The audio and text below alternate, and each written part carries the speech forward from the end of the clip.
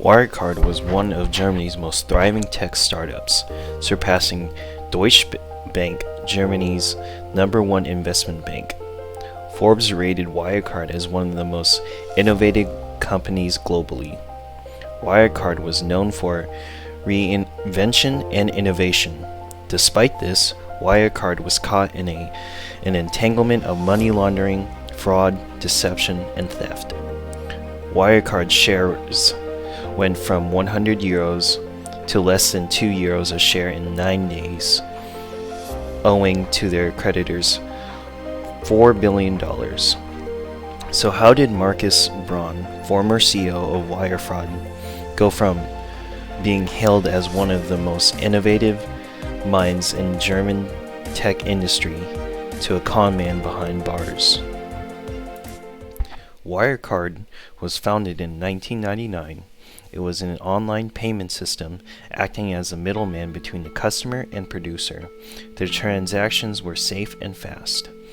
Wirecard's scandal-ridden destruction raised concerns about the German e-commerce payment services.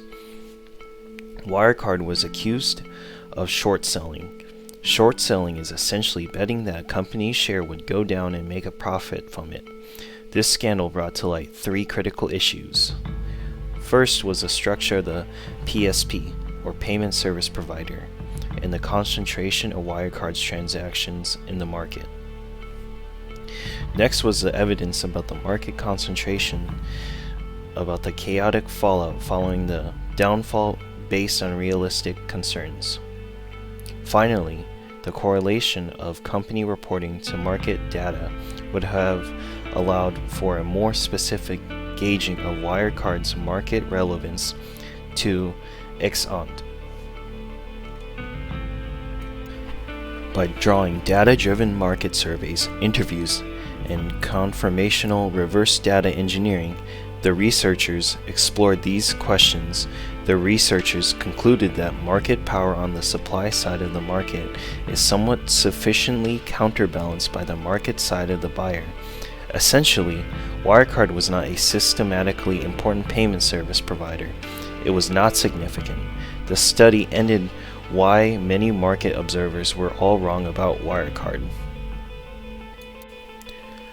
From April 2015, for a 5-year period, reporters Paul Murphy and Dan McCrum of the Financial Times published 16 articles detailing the undetectable payment flows and balance sheets of various Asian subsidiaries for Wirecard. Whistleblowers supported the information.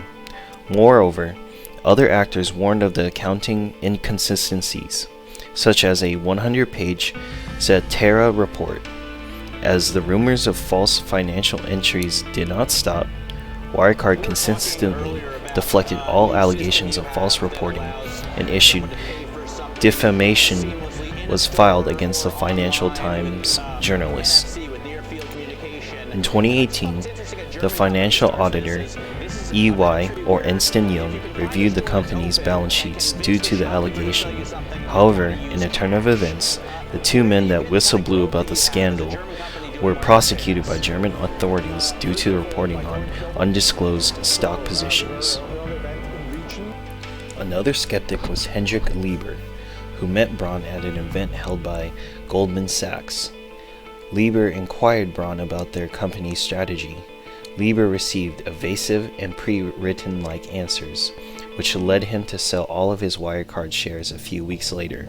Moreover, Braun would regularly check their share prices and berate his senior leaders for the dip in prices, and he would take out loans using the 7% share he had as collateral. In 2018, Wirecard was pushed into the DAX 30 index. Essentially, it became an automatic stock in many German pension funds. These were partnering with countless companies like Audi and various airlines. Next, in 2019, Wirecard's Singapore office was investigated for fraud. Wirecard used third-party companies to operate and circulate transactions in these countries to make it look like a constant revenue flow. Investigators found no money flowing into their Munich bank. Wirecard told that their money was in a set of accounts in 2 Philippine banks. When investigators went to Wirecard's Philippines branch office, investigators found a retired man and his family, whose address was used as the branch of a multinational billion-dollar company. In numerous tweets, Braun quoted saying that everything was fine and that the accounting allegations were baseless claims. The Munich Public Prosecutor's Office launched investigations on the short sellers, resulting in few convictions.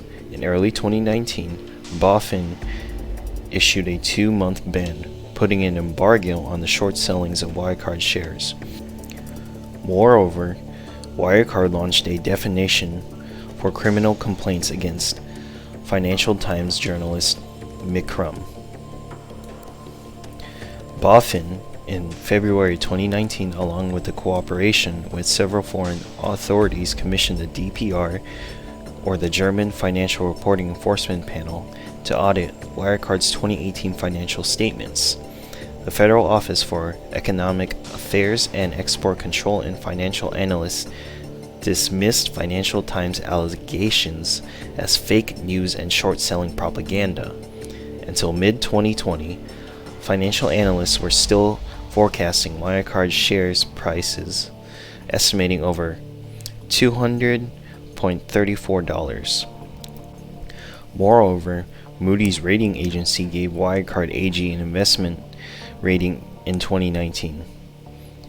After the collapse of share prices in the wake of the manipulation allegations, Wirecard's stock remained in the DAX as penny stock until September 2020.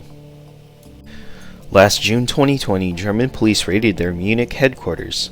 Wirecard claimed that they used third parties to process their payments. Then these third parties would give Wirecard a commission which amounted to $2 billion and which made up the majority of their profit. However, this was an accounting lie. Their $2 billion was not in the Philippines.